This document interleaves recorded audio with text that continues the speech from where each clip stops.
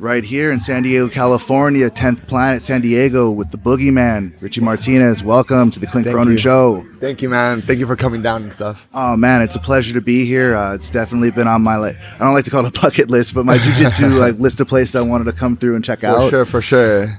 This is the second 10th Planet Academy I've been. Oh, dope. You went to HQ, right? Went to headquarters. Got to meet Eddie. That was it was special, man. Yeah. I didn't realize he takes that much time in his classes to spend with students, and it was 8 o'clock class. Everybody kind of jiu-jitsu'd in there like 8:15 or something, right?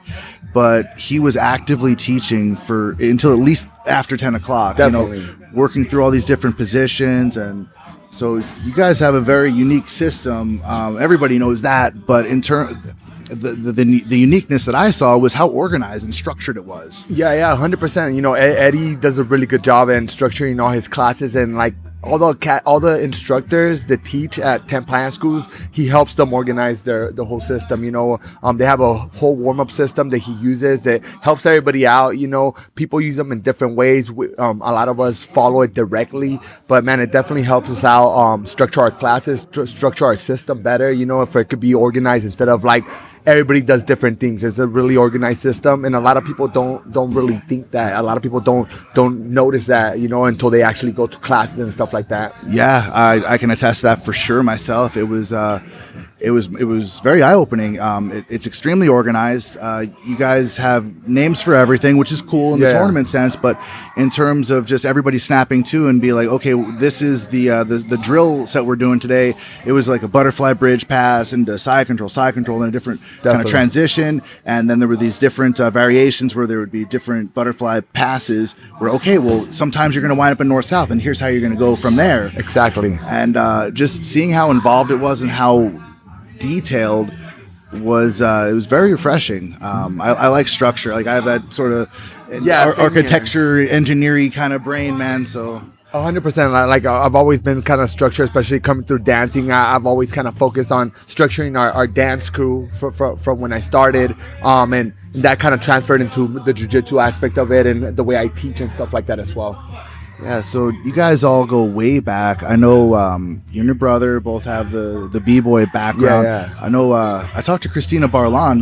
Did you guys know each other back in the day? Actually, we did. Yeah, we always used to battle their crew or whatever. We used to battle a lot in the Bay Area, in the East Coast. We traveled all over the world competing, and we knew her very well. I think we even battled together before, like as groups. You know what I'm saying? And but we would battle a lot against each other, so it made it fun. And now that she transferred to jiu-jitsu and we did the same, it's really cool to see a lot of dancers coming up in jiu-jitsu scene. Yeah, I feel like you guys have that creativity where it's that difference between just okay, you would think, I think her name back in the day was Flexible Chick or something. Yeah, Flexible Chick. Yeah, I thought a friend of mine actually used to break back in, I guess, the day also. I guess the same era as Christina, and he's like, yeah, I think your name was Flexible Chick. And I didn't feel comfortable, saying, hey, was that your? Because I thought I got it wrong. No, Flexible Chick. Yeah, that's crazy. So I knew her we known her for a while, since the early 2000s and stuff like that. Me and my brother actually still dance. I'm not sure if she does still, but me and my brother still dance, not as competitively as we used to, but we still do it just to practice it and sometimes just vibe out with our crew and stuff like that. That's cool, man. I feel like the dexterity and sort of just the creativity you guys have. I think a lot of people early on thought when they would think 10th Planet, they would think flexibility. And I learned an armbar from Danny Prokopis. Okay, yeah, of course. I remember that we had the Haiti sort of the earthquakes back a few years back. Right when Danny got his black belt, I think right after, they had a big Haiti seminar in San Jose with Kurt Osiander, a ton of black belts, and Danny was. And so we had a bunch of traditional Brazilian Jiu-Jitsu black belts teaching their move. And then Danny, and then Kurt Osiander, then Danny, and everybody was they were still from Kurt. And then when Danny got up there, it was, I think the ice was already broken. Definitely. Because Kurt doesn't really have a filter at all. Of course. Yeah, he's an awesome grappler too. And Denny, he's from the Bay, but he's an awesome grappler. He has a great mind for the jiu-jitsu, and it is a lot of the flexibility stuff that people already kind of think like 10th Planet. But to be honest, for me and Gio, was basically like the main thing that we took from breakdancing is understanding patterns. Yeah. Patterns, it goes huge. And it was easy for us to understand the patterns and kind of creating new paths for the stuff that we were doing already. He showed an arm bar, and when I try to show it to my students and my friends and stuff, they're like, "Oh, I'm not flexible enough to do that." And I'm like, "I weigh 220, and I can do it." And I'm not the most flexible guy in the world. I mean, I work on flexibility, but I'm not flexible. Of course, yeah. But to me, what I noticed, it was more about weight distribution and hip movement, and step 1, step 2, step 3, step 4, like following a specific set of moves, whereas people would be like, "Oh, I can't just bring my." I think it was you were an overhook from the mount. Like if you were to sweep somebody to mount, you'd have overhook, and then you'd go for the throat, like the zombie choke or whatever. Definitely, I don't think we could call it that. Zombie, whatever. And then when they check it, you bring your foot over, and 100%. It's just an overhook armbar. Yeah. But when people look at it, they're like, "Oh, that's some crazy flexible stuff." No, and to be honest, like it's not.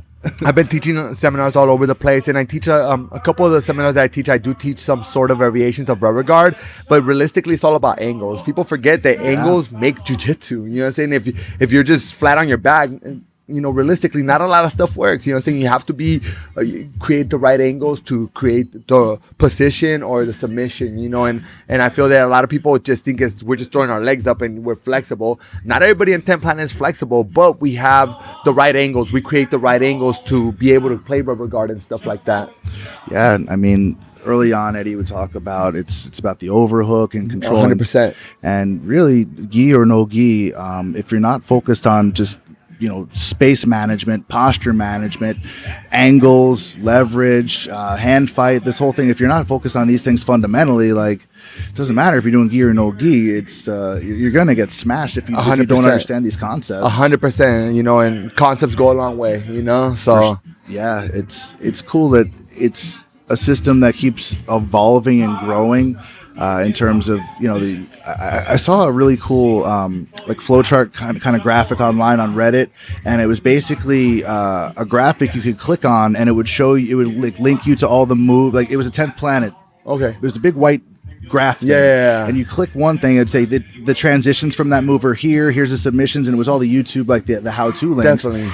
And my mind was blown. Like when you blow this thing all the way up, I mean, this is it's big huge, thing. And honestly, like it's not, everybody's like, "Oh man, it's so difficult. It's its own system." Everything has a base. Everything has a root, and it's all basics. Literally, like saying, shrimps, stuff like that. That's huge basics for us, and it's nothing like crazy. You know what I'm saying? We're just creating a little bit of different angles, overhooking. Grading an angle with our foot, you know what I'm saying? And, and people see it as crazy, but realistically, it's not that bad. It's just you're overhooking and you're getting the right angle. Honestly, like people make it crazier than it seems, and I feel it's because I think it was the movement that it was creating at first, and it was like people didn't really agree with it right away.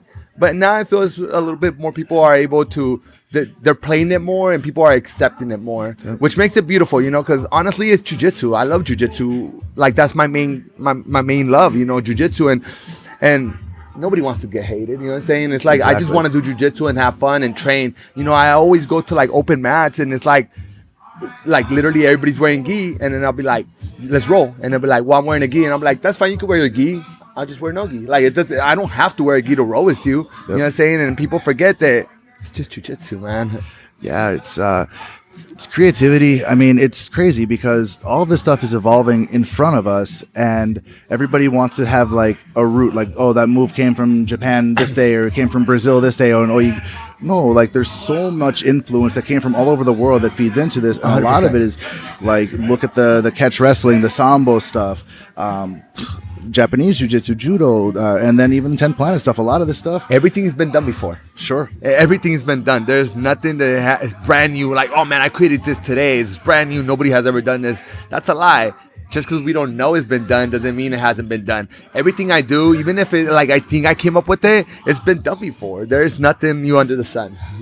Yeah, I have a couple shoulder locks I haven't been taught that I just do, and they're like, "Oh, did you come up with that?" I'm like, "I didn't invent the shoulder, so I'm pretty sure it's been broken that way 100%, before." 100%. You could call it whatever you want to. I'm sure the samurais back in the days, they would like lose their swords and then they'll have to come up with something creative. They'll be like Eminari rolling, you know what I'm saying? Like, I don't know, you know, but everything's been done, you know what I'm saying? Like even back in the days when they had weapons, you know, you're not having the weapon all the time. You lose it, then what do? You know, you have to be creative, you know, and especially if your life depends on it, you have to come up with something that's going to help you defend yourself. I always heard, I don't know if there's any truth to this, that a lot of the flashier kicks in some of the traditional martial arts came from, you know, you basically being knocked off your horse and you're trying to deal with somebody coming at you with a sword on a horse or something. And so a lot of these were meant to dismount people from the horses. I believe it, man. These flying kicks, like what other practical purpose would there be for that?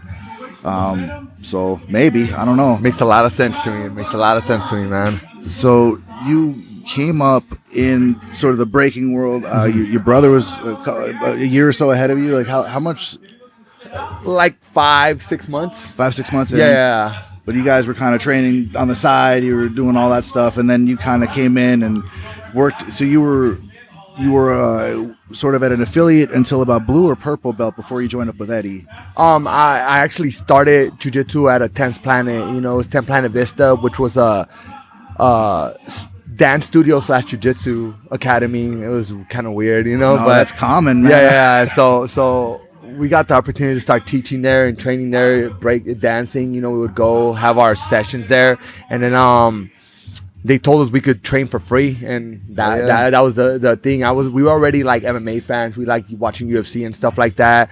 But I mean, we never even thought of going to a gym and training. You know, it was always like, I don't want to pay for that. You know, one of those things. Until we got the opportunity and just took the chance. And once we took the chance, it was just no stopping us. There was no holding us back. We just took the whole ride all the way through. And I was training as a white belt. I was training as a white belt. We were training on our own or whatever. When I got my blue belt, it wasn't too long. It was like 4 or 5 months that I got my blue belt. Then I started training more with Eddie and going over there twice a week. You know, it's 2.5 hours, so we would make the drive as much as we can. And we would be training. Literally, we were training every day, like 3 times a day, 4 times a day, and we had a full-time jobs and everything. It was pretty crazy. We just got hooked, and we wanted to be.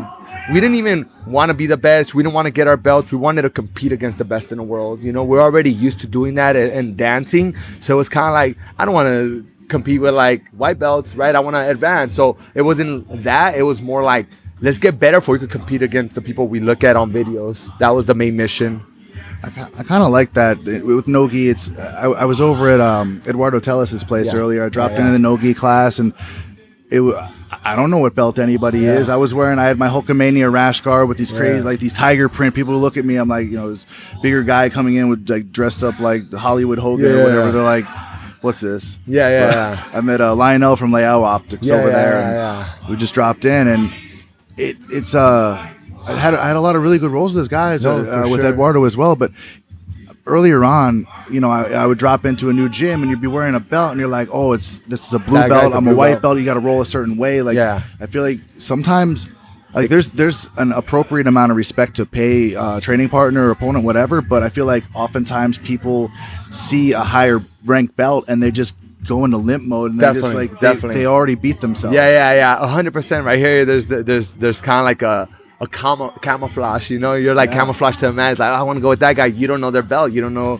who they are. You know, sometimes it's cool. Sometimes you're like, oh man, I'm rolling with a white belt. But in the long run, it's like good rolling with everybody. It gives them a chance to roll with a black belt. You know, maybe they never had the chance to do that. So it kind of makes it kind of fun for them as well, as much as yourself, you know. So absolutely. I get guys that I see rolling with people that I have a pretty tough time with, and then they'll roll with me and they're like, just really, pitter patter, just going real light, and I'm like, no, go hard. Go harder, go regular speed. I will get fat and lazy if you guys let me. I need you guys to try to kill me. 100%. Yeah, Eduardo Tellis is a really cool guy. I actually go train with him often. You know, cool, I go train with him like every other week usually. He helps me a lot with my game, and I cross train with him and his guys, and we try to help each other out for competitions and whatnot.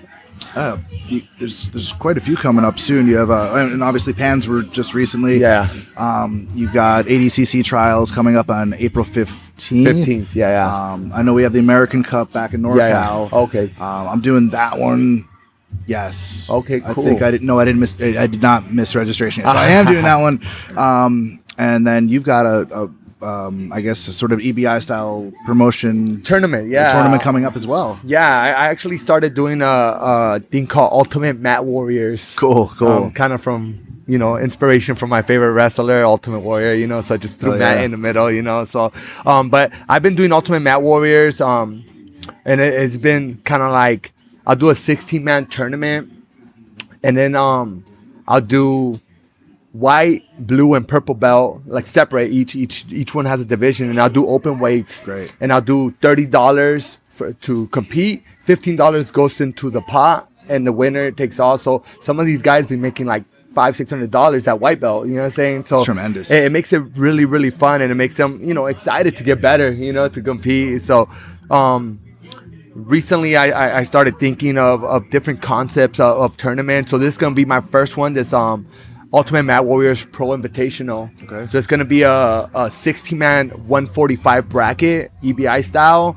And then there's also going to be 10 super fights. Okay. And every single person is getting paid. I have, I think, 2 blue belt fights and purple, brown, and then there's going to be a few black as well. And everybody's getting paid, you know what I'm saying? And it's gonna be at a really dope venue. I usually do my events at my gym, like on the mats, but this time it's gonna be at a bigger venue, and we rented it out. It's gonna be so decked out. The production's gonna be amazing, awesome. And that's gonna be on May 27th here in San Diego. So look out. I'll put out the flyer like in the next 2-3 days, and it's just gonna be amazing, man. Very cool. I'll definitely have to come out and check it out, man. Please do, man. Please do. Hell yeah. It's pretty crazy. 10 years ago, if you would have said, blue belt or purple belt, super fights, people would be like, if anybody out there has the misconception that you're not going to see something exciting from the blue and purple belts, those are some of my favorite matches to watch at tournaments. Yeah, they go. Yeah, they go, and, they feel they have something to prove. They want to show everybody that they're good, and they don't hold back. They actually go for it. They're not scared to get tapped. You know what I'm saying? Like black belts, I think, are more careful because nobody wants to get tapped out, especially at that level. You have your students watching and stuff.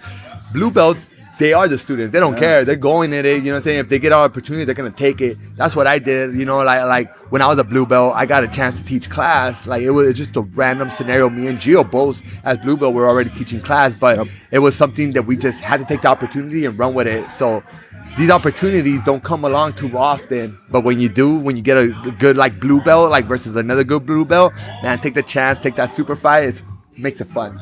Oh, absolutely. Yeah. Are you guys going to be streaming it like? Yes. Is it through you guys, or are you doing Flow Grappling? No. So this is the concept. So it's going to be kind of like not a marketing system, but it's going to help out. So every tournament I'm doing, so this is gonna be my first one. I'm getting Mat Therapy to do it. Okay. They're gonna be doing the podcast the broadcasting and stuff like that. Great. We're gonna provide all the camera, all the equipment, whatever's. I think we're gonna do it through a YouTube channel, and it's gonna be free. We're not gonna charge for it. We just want people to enjoy Jiu Jitsu. Like I said, Jiu Jitsu is beautiful, and I want everybody to be able to enjoy it.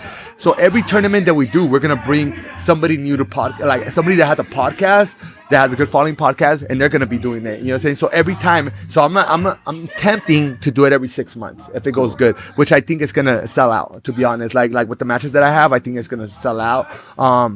So it's gonna keep on going, and every time I do it, I'm gonna bring somebody from a podcast that's pretty popular, and then they're gonna be able to commentate and stuff like that. Very so every time it's gonna be somebody new.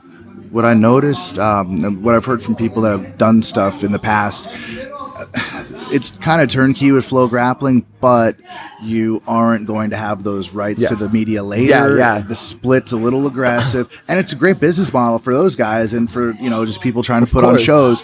But if you're trying to build a business and trying to bring your own stuff up, you're going to want that content library. Of course, yeah, 100%. You know, and like I say, flow grappling, I think they do a really good job. You know, but I feel for these smaller tournaments, it's not necessary. You know, like I think my tournament is not gonna be humongous. It's gonna be good. You know, like it's gonna probably hold like 400 to 500 people. You know, it's not gonna be 1,000, 2,000 people. You know, and the matches are gonna be fun, but it's gonna be available for everybody. And that's what I want. I want everybody to be able to grab it. Even if you don't have flow grappling, I want them to be able to watch it, you know, so. Oh, absolutely. It's more exposure to the sport.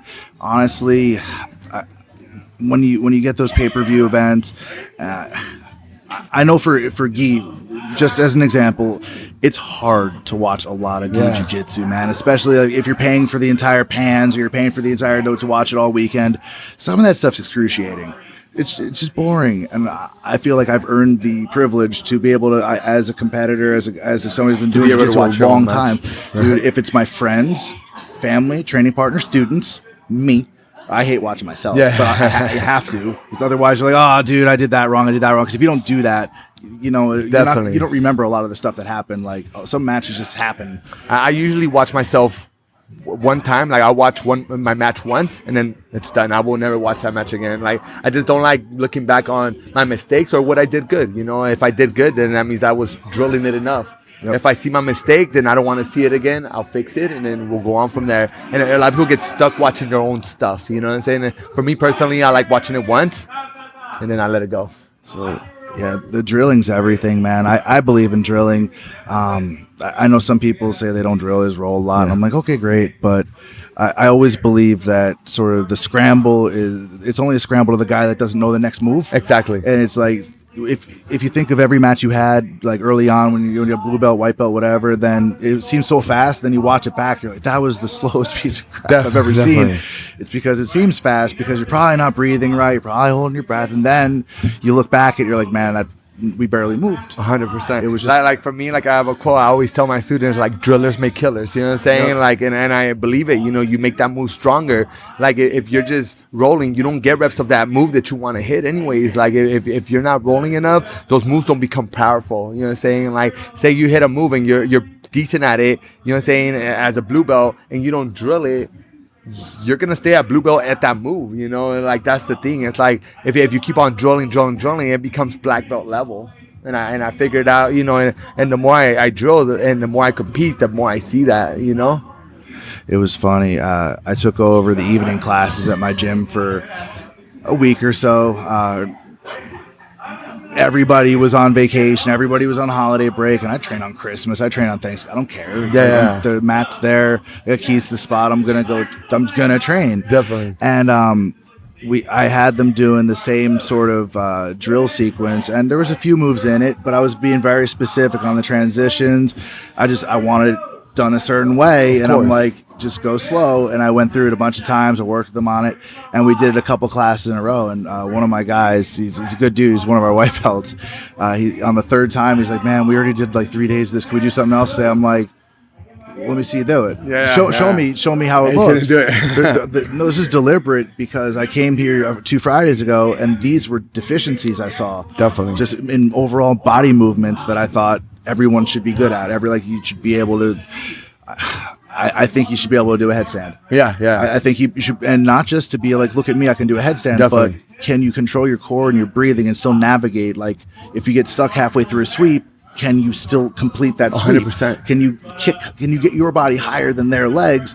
And like, do you understand that like if you compress their hips, they can't lift their legs anymore? Like, just a simple little things. Yeah. Just tiny little details that I'm gonna flip out about. Like, dude, no, that's not the pass. It's you got to control the leg this 100%. Way. And he's like, can we work on something else? I'm like, show me you can do it. Just do the thing perfect. And he's like, I'm like, just fucking start running. Yeah. That's always funny. Everybody feels they have the move and like they want to go something out. Like to me, like my guys already know. Like we're gonna like I try to switch things up. You know what I'm saying? I do a certain amount of passing, classes of passing a week, a certain amount of sweeps, a certain amount of submissions. You know, so we kind of vary it in different scenarios. You know, and I say like I'll have like this week we'll do in different classes because I have 4 classes a day usually. I'll do like, all right, so throughout the week, we're going to do like 5 passes, 5 sweeps, you know, and then it just kind of switches it up throughout the classes, you know, and I usually carry it like that. That way, I don't stick to one thing every class, but I do switch it up. That way, like, you know, maybe you do this class and this class, you'll get 2 different things, you know. So I try to, shuffle it a little bit for them, just for they don't get like super bored. But at the same time, those drillings of the same move becomes really important. You know, I have some guys already telling me like I'll do this pass on, say, Monday morning, and then I'm also gonna do it like Wednesday night. They'll ask me, hey, when's the next time we're gonna drill that move? And then I'll tell them, and then sometimes they'll come to that class because they know they have to drill it more. And I feel that that's really important for somebody to know that that's something they have to do to get better.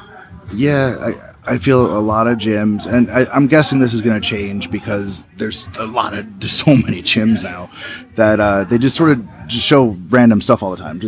And I think a lot of instructors feel the need with all this competition in other gyms to like entertain their students. Yeah. To like, oh, I'm going to show this flashy thing, and then they forget about the essence of the sport or what we're doing. You know, and like some of these guys, these flashy moves, like, you know, it's cool to do it once in a while, but to be honest, like basics, you know what I'm saying, like stuff like that is really important as well, you know, like as much as the flashy moves are cool and fun and important eventually, because, you know, those flashy moves, you'll be able to hit them in bigger shows and stuff. It makes it really cool. It makes you popular, you know what I'm saying? But at the end of the day, it's like, you can't even hip escape. You can't even regard, you know, it kind of takes the purpose of everything.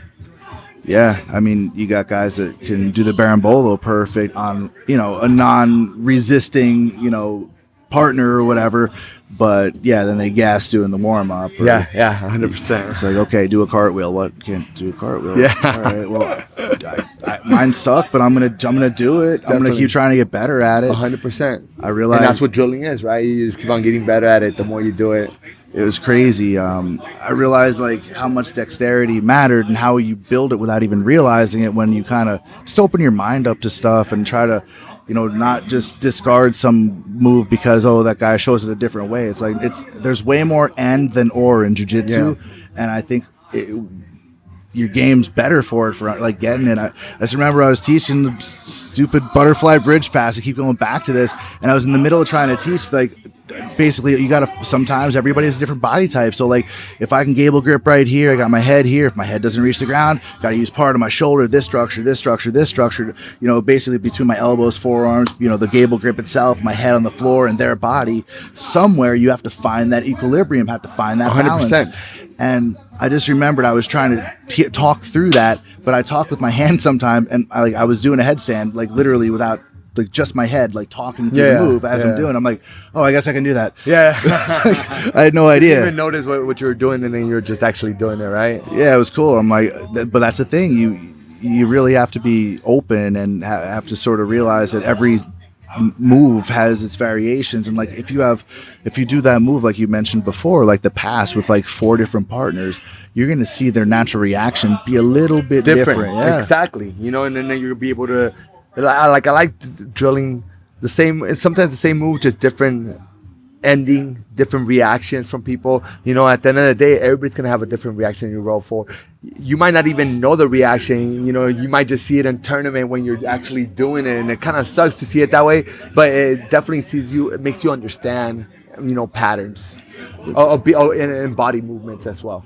When you see it at a tournament, it's cool though, because you always know like that Monday or Sunday or whatever, like you for sure are that's what that's what you're gonna do. Yeah, 100%. Nope, that's never happening again, ever. I feel that that's the best way I can see my students, like their holes, you know, like by watching them compete, you know, like other than that, that's the best scenario, because like we said, everybody reacts different to different things. But when we're in tournament, that's like emotions, that's, you know what I'm saying, like stamina, everything that you could think of is coming out. So you see your reaction, their reaction, what's gonna happen, why that move didn't work, why that move worked. Everything comes to par in that scenario. So that's the best time that I usually see how my students compete or what their holes are.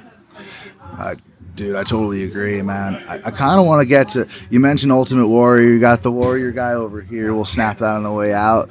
You got the tattoo. So, were you a big pro wrestling guy as a kid? Yeah, I mean, I came up watching wrestling. Me and my brother always wrestled around, you know what I'm saying? Like, I was always the Ultimate Warrior, of course. He was like Bret the Hitman Hart or Shawn Michaels. Like, Okay. we were the Bushwhackers or Legion of Doom. Like, I mean, we always mess around, just have fun. But I grew up watching it, you know, as a little kid. So that's always kind of been like one of like my heroes that's coming up. And then I started slowly realizing that he was kind of crazy. You know what I'm saying? But at the same time, that's how I grew up. That's kind of like, you know, somebody that made, you know, it made me happy as a child, you know what I'm saying? Yeah. So it's definitely something that I still look up to, and, you know, even though he passed away, I still kind of like, I have all his DVDs and stuff, and I watch like his fights, you know what I'm saying? So it's usually really cool. I liked his one match with Randy Savage. Oh, He yes. had two good ones. He had really good ones against Randy, yeah. The retirement match with Macho Man, and then he had, you know, Liz came out afterwards, Yeah. because he was like Macho King or something. Yeah.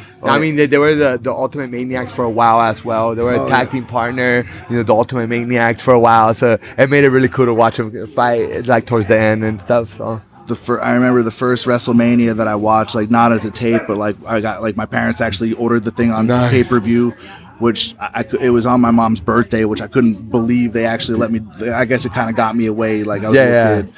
It was like I think I was like 7 or something. It was WrestleMania 6. It was Hogan and Warrior. That's cool. And me and my next door neighbor were like not getting along very well for like that whole lead up to it, because I was the Hulk Hogan dude. Yeah. He was the Ultimate Warrior fan. I'm like, and like he was a little bit older. I was like, I was pissed for like pissed for a while.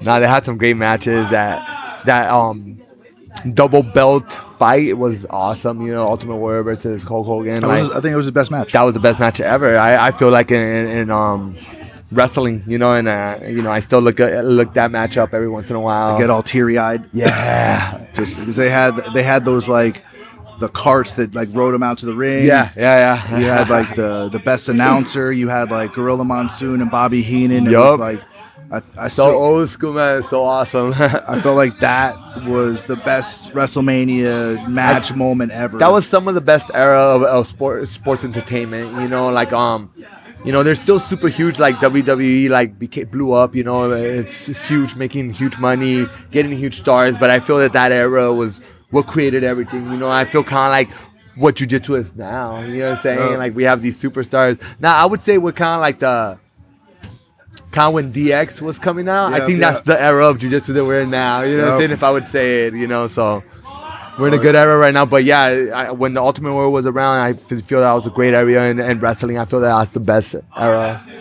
I think so too. I mean, it was fun being a teenager with the NWO and DX. Oh yeah, and that everything. was fun. That was fun because that was all the guys I liked from back in the day. And I watched WCW a little bit as a kid, but I wasn't from the South, so some of it just wasn't. It just went over my head. Like I mean, I knew that Sting and Ric Flair and Dusty Rhodes were really good, but I wasn't Southern, so I grew up watching, you know, the cartoon character looking guys, like, because I'm big into comic books and stuff. For sure. So having, you know, Demolition, the Heart Foundation, these are these like larger than life, you know, personas. and these people, exactly, like that's what it is. It was, they made the right moves to make it entertaining, you know, like they had the right characters, you know, to draw people, and that's why they became so famous, you know, that's why it became such a big deal, you know, such a big sport. I found out we were big pro wrestling nerds as kids, man. I don't know what you call it now, but I was like, I was really into it. And somebody would have, you know how they have like the pro wrestling news websites now? They had back in the day that they were like cheat sheets or like dirt sheets. And one person would have them. They'd make copies and they'd like hand them out at school and stuff. That's cool. And I remember reading in the back of Pro Wrestling Illustrated all the different federations. I'm like, how come we don't see this stuff on TV? And Ken Shamrock was like coming up and never got to see any of this stuff, but you just read about them all the time. Like you trade tapes, but really didn't know it was like Japanese stuff. We didn't know who the hell anybody was. But then he popped up on UFC, like the number 1 or number 2, and that was basically how I found MMA on the. That's crazy. One friend with a black box scrambler, like, because we thought we were watching WWF in your house or something, but it was like UFC 2 or UFC 1, and that's my first encounter with like MMA or anything was Ken Shamrock versus Rich Franklin. Oh, cool, cool. Yeah. I think that was the Ultimate Fighter. Or no, it was before that. It was like right before that, or maybe Ultimate Fighter or something like that. That was one of the tough. Was it before that? He already had came back the second Tito Ortiz fight, and I think that was like an alternate opponent or something. And Franklin knocked him out. Yeah, that was bad. That was brutal. Because I've watched Ken Shamrock from wrestling. Yeah. So it was kind of like weird, That's crazy. I knew Ken Shamrock as a pro wrestler, and then he went to MMA. So I found out about MMA because of that. That's crazy. It was, a lot of people didn't realize he was a pro wrestler first, and it was cool. I got to talk to Art Davey about sort of him dealing with Ken Shamrock when he booked him for the first UFC, and up until he was walking out to the octagon for the first time, he's like, just didn't know if it was a work or a shoot, if it was real or fake or whatever. He says to Art, he goes, look, all these guys are all, badasses. I know who they are from the, whatever, from martial arts and through various places. This guy in the pajamas, though, is this a joke? Like, is this real or fake? Because he didn't believe it was real. Yeah. Because Hoist Gracie, was a $170, $178, like he says, with the gi on. He didn't know anything about it. And look how that. Look how ironic it is, right? It's almost poetic. Yeah, it proved what we do works, So yeah, it's insane, and that like the evolution of it to this date where there's an entire 10 planet system. There's so many variations of so many different things. It's broken down with such granularity that definitely. So many systems, so many affiliates, so many different worlds in jiu-jitsu in itself, man. Think of all the businesses that exist as derivatives of jiu-jitsu gi companies and rash guard companies. Shirts. Just say jiu-jitsu on them, you know what I'm saying? Podcasts. Yeah. Tournaments, right? Gear. School. Phalanx. Yeah. You guys, I think I have... Do you guys do the Macho King spats or no? I saw those. I don't know who was wearing them. I think I saw them on your Instagram. The King Savages. Okay. Yeah, so somebody had to have them. Yeah. I saw those and bought them immediately. Yeah, that's awesome. They look like the ones from the action figure. Macho King. That's super cool, man. So the Freak Show was this. So was the Freak Show where he was at Freakazoid, and then was all of this stuff from sort of your breaking days, or like the Freak Show is our breakdancing crew. Okay. We started a breaking crew. It's basically like a bunch of different styles combined into one, a bunch of different characters in one crew. That's what the Freak Show is. A Freak Show is a bunch of different characters, and they do circus acts and stuff like that. So our breaking crew was called a Freak Show. It was a bunch of different people from different places, and they were funky, crazy, you know what I'm saying? Like I was into punk rock for a really long time, you know what I'm saying? Like I had a mohawk and everything, and I was still breakdancing, you know? That's cool. And that's kind of the scene we grew up, but then we found people that were dancing the same way we were as well, and that's how we created our crew, the Freak Show, And then after that, once we started getting into jiu-jitsu, we wanted to incorporate something that kind of gave us the pathway to that, so we came up with just a sub crew, I guess, like a little crew inside our school, and we called it the 10 Planet Freaks. You know what I'm saying? Cool. So that kind of created a whole world for me and Gio.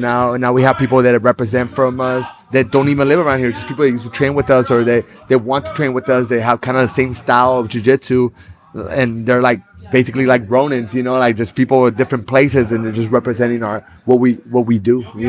That's very cool, man. So the whole Freak Show circus theme. Does it go back to anything else? But like, do you have like a, I don't know, like you got the piercings, got the beard going, some tattoos. Like I mean, our breaking style was really flexible. Okay, you know what I'm saying? So that's kind of. It was kind of like circusy, kind of Cirque Soleil. So that was easier to just be created as the Freak Show, It's like like our crew was not normal. Everything we did was everything a regular dancer does, just a little bit more flexible, a little bit more creative or crazy, I would say. A little bit more risky. Just put a little more stank on it. Exactly, so... It's like in like street skateboarding or whatever. You would have some guys some guys would just do just a normal ollie grab, but then some would just tweak it a certain way. Where you're like, oh, how do you do that? It's like, no, that's the same move. It's just a little bit different. Yeah, it'll be the same thing like that, but we'll throw our leg over our head with the same move, but just more flexible base. Just adding a twist to it. That's cool, man. That kind of made us different from the rest, I always think like every time I think of you guys, I always think of like Captain Spaulding from you know, the Rob Zombie movies. I love his movies, man. I was me and my brothers used to like, you know, watch a lot of horror movies, like really obscure stuff or whatever. So I always think of that whenever I see like the 10th Planet Freak stuff. Definitely, like, definitely, cool. super cool, man. Like what was the one is there's House of a Thousand Corpses. House of a Thousand Corpses. Thank you. The and then the sequel, like the very that was I've been hitting the head way too many times. Same here. I'm like, okay. Well, I liked his Halloween movie. I didn't like Halloween Part 2. Yep. I just don't like where they went at the end of it. I don't like. I'm not a big fan of sequels, but sometimes they'll catch a good one every once in a while. We'll see how it does, though. You know what I'm saying? That's a very special movie for me, even though it was it's not the best made for TV movie. It just scared the crap out of me. It scared the crap out of everybody. You know what I'm saying? And the ending was kind of bunk. The book's crazy, dude. Yeah. I read that way too young. I think that messed me up a little bit, but yeah, I don't know. I know they're making one, but they're just doing the first part. Like it was 4 tapes. They're breaking it down. Yeah, they're not gonna do the part where they go back as adults. It's just the kid part. Definitely, which I think is really cool. Actually, I think so. We'll see how it goes. I guess you know what I'm saying. Like I like that they're breaking it up. So I hope they can actually.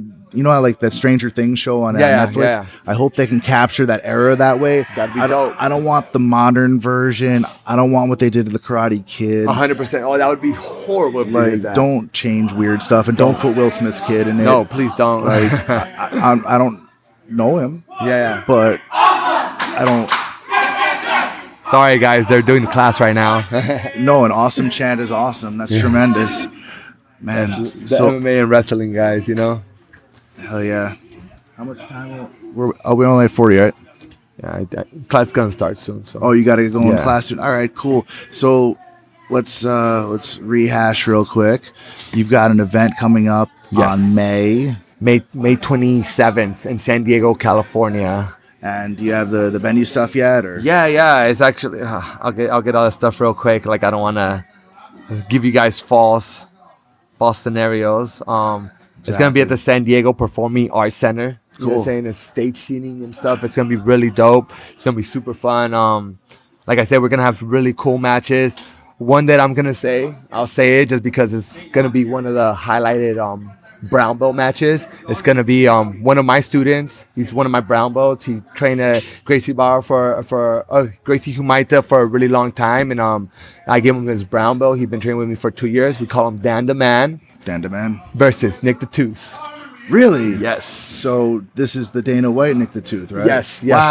So they're gonna have a super fight. It's gonna be a brown belt super fight. Cool. At 160 pounds, and I wanted to say that one for people to get a little bit excited about it. It should be a really fun fight, and it's gonna be one of those fights that just kind of takes it to that next level. I think those guys are pretty popular at what they do, and I think it's gonna be a good fight, and And this is going to be covered by the crew over at Mat Therapy. Yes. It's a cool podcast. You see all kinds of, Eddie Bravo and Jean Jacques type, people, affiliate students, instructors on there. Maybe I'll be lucky enough and you could host it one day as well. You know what I'm saying? Like if I'm lucky enough, of course, you know what I'm saying? That'd be really dope, you know? Hell yeah. I see nothing but success in the future of that event. And for you, man, I'll be glad to collaborate in any way possible. Hell yeah. Would be really dope. I want to thank you very much for coming on. You got any sponsors, shout outs you want to? Of course, yeah. I just want to give a shout out to 10th Planet San Diego and 10th Planet Freaks. We have 3 locations. We have 10th Planet San Diego, 10th Planet Oceanside, run by Gio Freakazoid Martinez, and then we have 10th Planet Spring Valley, that's run by PJ Bard. She's basically the only student. I built it up to black belt, but it was a co-promotion between me and Eddie. Since I'm not a 2-stripe black belt, I wasn't able to give it to him. But so Eddie helped me out with that, and want to give a shout out to my sponsors, Datusara, Phalanx, Leo Optics, Proven Nutrition, and Show the Art, and Savage Soaps. And thank you for hosting me on your podcast, man. Super dope. And sorry it could have been longer, but But I'm just happy I'm on it. No, we got to do work, man. Thanks very much for coming on. Leo Optics, thanks, Mr. Lionel, for hooking this up. Really appreciate the opportunity, man. It's an awesome gym you got over here. Thank got you. some renovations coming, so Yeah. it's a beautiful city, beautiful place to train. So if you're in the neighborhood, come check out. Yeah, please come visit me, and you guys could always look me up on Instagram. It's the best place to reach me, and it's Boogeyman BOOGYMAN_TFS. The freak show. Oh snap! All right, man. Thanks very much for hospitality, Thank you, guys. Check out his stuff. Keep training. Be good to each other, and that's all. Os. Thank you, brother. For sure.